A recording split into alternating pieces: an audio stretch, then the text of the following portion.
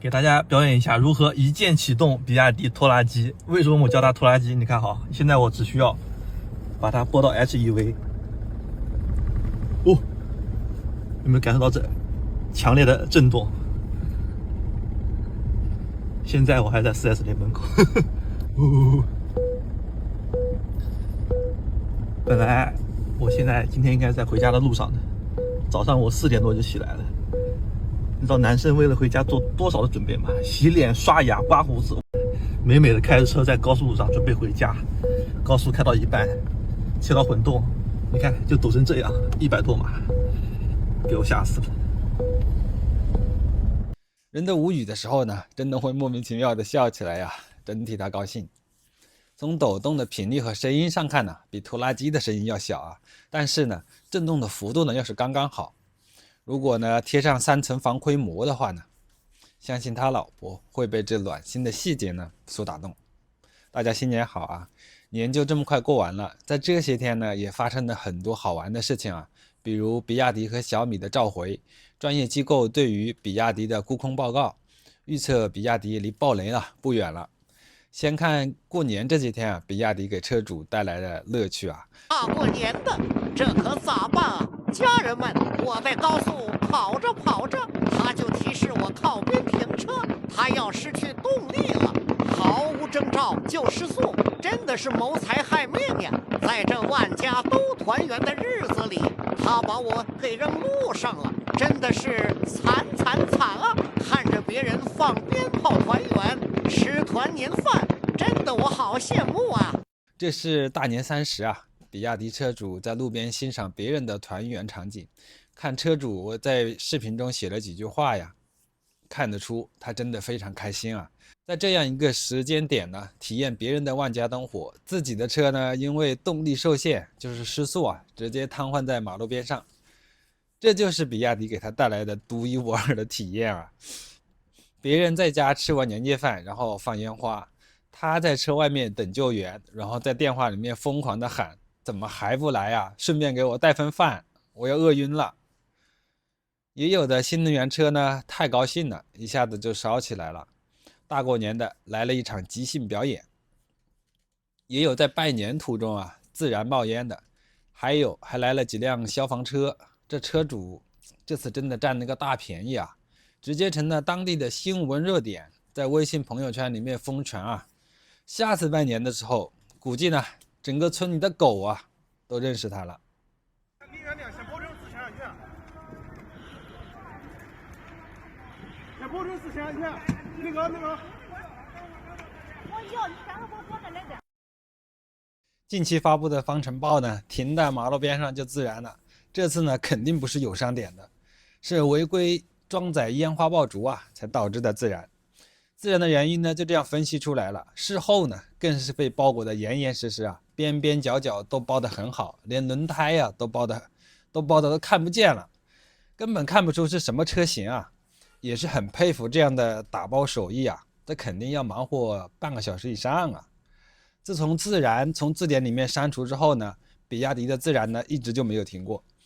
这个自燃也是的啊，一点没有民族大义，删除了还到处跑，把比亚迪老总的脸呢都给扇肿了。但是比亚迪一直没有承认呢，一直都是宣布啊，我没有，是零件老化呀，是车主运气差呀，或者说是车载的灭火器质量差，总之就是跟他1毛钱关系都没有。他已经删除自燃了，但是啊，最近一则召回公告呢，直接给比亚迪车主来了一个暴击。这个公告直接承认了比亚迪的车可能、应该、或许、大概会自燃。原文是说呢，比亚迪汽车工业有限公司召回2023年10月16号到2024年2月1号期间生产的部分方程豹豹5，共计6843辆。本次召回范围内的部分车型呢，是由于生产制造的原因呢，集成式双电机控制器内部电气连接螺栓可能未拧紧，造成车辆使用中啊，螺栓连接点出现了松动拉糊，极端情况下呢，造成了冒烟起火，存在安全隐患。直白点的话说呢，就是车内呢有个螺丝呢，它没拧紧，现在呢重新召回呢，拧紧一下，看的人呢一脸懵逼。至于吗？一个螺丝都没拧紧就召回，在汽车行业呢，召回可是一件非常严重的事情啊。不到万不得已，它是不会召回的。比亚迪造车了几十年，就最近2年呢才有召回的情况，之前的质量那是一直相当的好啊。这里面肯定呢有很多猫腻的。我们频道一直都在说啊，这个方程豹豹5呢，它就是一个半成品，各种毛病非常多，根本配不上他一开始说的硬派越野，又能上山又能下河。不得不让人想起了一个人呐，就是之前啊，比亚迪在他的发布会上使劲要打倒的一个车评人呐，叫王悟空的，现在呢已经封号了呀。比亚迪造车不行啊，但是造词呢那是绝对好啊，这是真正的硬派越野啊。去年做的，今年就召回了，速度还是非常快的。但是作为具体的车主呢，召回可是损失很大的，他们自己还要贴钱呢。我们来看一下一个车主发的影片。我作为一个豹5的老车主，我感受到了深深的无力感。我花着真金白银去支持了民族工业的自主品牌，先是经历了寒冬腊月车辆故障，把我扔到了路边，空调也无法使用。至今为止也没有任何官方的售后告诉我真正的故障原因。然后我又经历了官降5万，二手车的残值啊，真的裤衩子啊都快给赔没了。现在说双电机控制器内部电气螺栓未锁紧，需要更换召回。如果说你不更换，可能会导致极端情况下的冒烟及起火。我当时啊没少开着它，带着我们全家老小出行。如果发生意外，火势快速蔓延，根本就没有任何的逃生时间。我现在想想啊，后背啊发凉。想想之前着火的那些个车，有人说是有伤自己点，现在这回旋镖啊打在自己脸上啊，疼不疼啊？召回的方式呢是需要大梁和车楼子分离，这可是一个大活，非常的费工时。厂家说需要2天时间来更换，而且你还需要预约和排队。所以我建议豹友们啊抓紧更换，没有更换的就先不要再开了。车虽然有保险，但命是咱们自己的。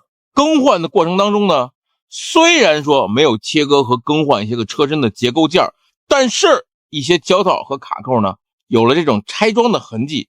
你修理工的装配工艺啊真的是参差不齐，是无法和生产线上那些个机械臂来相提并论的。而且卖车的时候呢，把底盘抬起来，人家看你有了拆卸的痕迹，会查你的保养记录。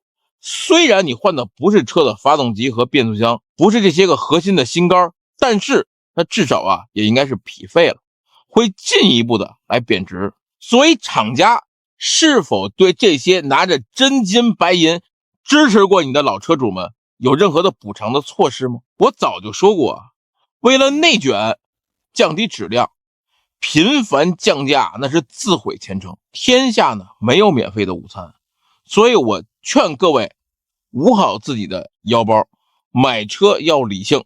同时我也祝现在的这些个豹友们啊好运吧。你们呐，我的小芳成这样了。小芳啊，你咋都被粉死了呀？我的个乖乖呀，这都被拆成啥样了？这还能要吧？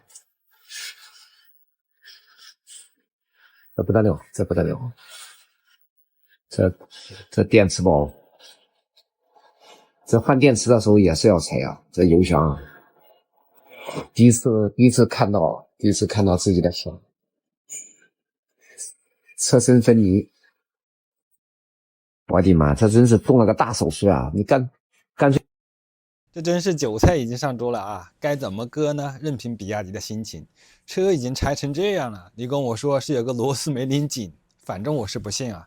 这明显的是缺乏造车经验啊，连最基础的设计能力都没有啊！赶鸭子上架，弄个半成品，边卖边改。但是呢，这不是其他东西啊，是车啊，关系到人的身家性命的东西啊。也有人说呢，这次召回是比亚迪啊比较有良心、有担当，出了问题呢马上给你解决，不愧为工业奇迹啊！不知道说这些的人呢是脑子秀逗的呢，还是傻？也可能呢是一味的无脑吹呀。只有一种情况呢可以这么吹他，那就是像当年的大众一样啊，召回之后呢，马上销毁，并且按照原价呢赔偿车主，退货退款。这次的召回呢，比亚迪还是要收费的，真的是开了眼界啊！相对而言呢，小米的召回就好了很多啊。这里不是说小米很好啊，而是说同为召回，比亚迪把车大卸8块呢，给你拧紧一个螺丝，而小米呢，只是一次普通的软件升级而已。根据国家监督总局的公告呢，小米汽车宣布召回2024年2月6号到2024年11月27号期间生产的部分苏7标准版，共计呢30931辆。本次召回范围呢，因为是软件策略问题，可能导致授时同步异常啊，影响智能泊车辅助功能对静态物体的探测，增加剐蹭和碰撞的风险，存在安全隐患。这里肯定是指的是去年11月份的上百台苏7集体撞车事件啊，我们频道当时呢也有说明，就是在特定的时间内呢，自动泊车功能故障了，导致泊车过程中呢发生剐蹭和碰撞。被统计的车主呢来自天津、北京等多地啊，有些车主呢就在平台上自曝呢这个泊车故障呢，为此还成立了专门的小米苏7标准版的事故群呢，里面大概有上百人呢，并且呢发出了警告了，这段时间不要用小米的自动泊车功能啦。这里就很奇怪了，小米的召回呢在网上呢好评一片，本来呢只是一个简单的升级，为什么会用到召回这个形式呢？小米解释说是因为相关规定啊，必须要发召回公告。实际呢，这次的问题是很大的，可以想象这是几百台失灵啊。这呢也同时打了雷军的脸了。以前雷军在采访的时候就说小米的自动泊车是行业天花板，现在看来不是啊，是地板啊。当然也有可能是被手下的人忽悠了。在小米强大的公关之下呢，这次的召回舆论导向还是非常好的啊，都是一直在夸小米啊。和比亚迪的对比啊，只能说人呢可以打脸，但是呢不能不要脸。车企也是一样的，如果你不要脸的话呢，就会被人扒了底裤啊，看到小丑的模样。就是专业机构预测比亚迪呢离爆雷不远了。彭博社报道了我们的新能源汽车巨头的债务问题，主要就是说曾经精准预测恒大爆雷的香港沽空机构 GMT Research 指出，该巨头对供应链融资上瘾，并通过推迟向供应商付款来掩盖债务增长问题。我看到很多人在讨论这个问题，但都说不清楚。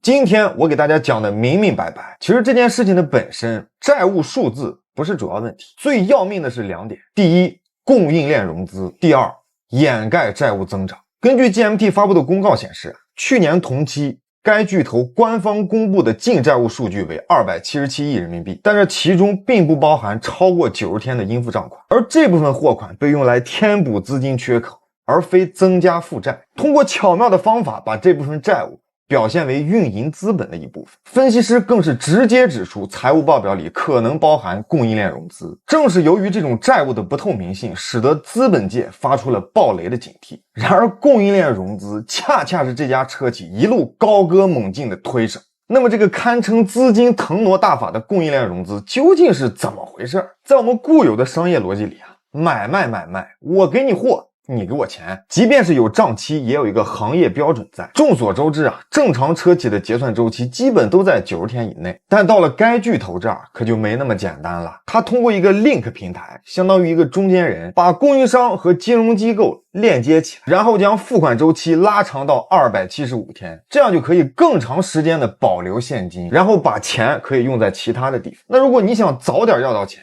可以，但你得通过这个 link 平台把它的欠款单卖给金融机构，比如银行，然后你就可以快速拿到钱周转，但前提是你得打折或者出一部分手续费。通过这种方式车企不但延长了付款周期，保证了现金流的稳定，还能避免自己直接借贷带来的债务压力，同时把压力转嫁给供应商。举个通俗易懂的例子，就好比你的好兄弟是干装修的，你让你的好兄弟帮你装修了一下房子，花了100万，好兄弟周转不开了找你结算的时候，你说好兄弟不行，你借点花呗吧。有人说这供应商贱不贱？你可以不干但凡说这种话的都是商业小白，做过生意的朋友们都应该知道，有时候上船容易下船难。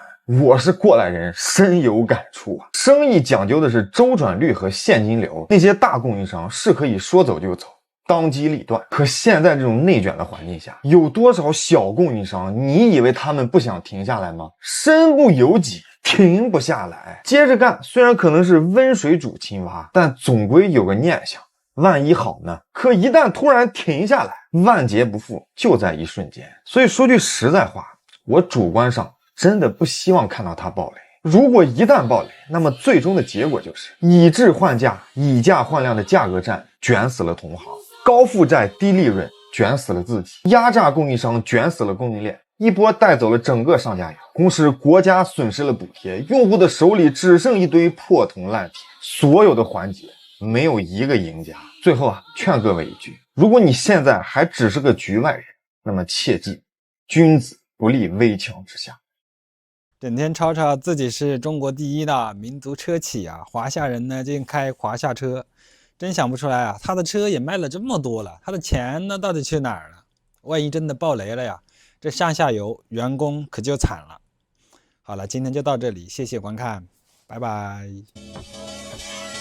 去办一个残疾证吧，说我这只眼睛还在，说我这只眼睛还看得见，视力还好，没有办法办这个残疾证。那行吧，那没有这个办法办残疾证，那就不办咯，那就去找工作咯。找工作去找工作，一看到我这个眼睛就说不要。店里面不招，工厂里面不招，一到大街上就这个看你那个看你，像看个怪物一样。那行吧，工作不找了，我们摆个小摊行不行？把个小摊维持点生气行不行？哪怕我们起早贪黑，我们维持点温饱行不行？那行吧，摆个小摊，到处赶，这里不能摆，那里不能摆，这里不能放，那里不能放，能不能有点特殊对待，让我们能看到一点希望？太难了，这份工作太难了啊！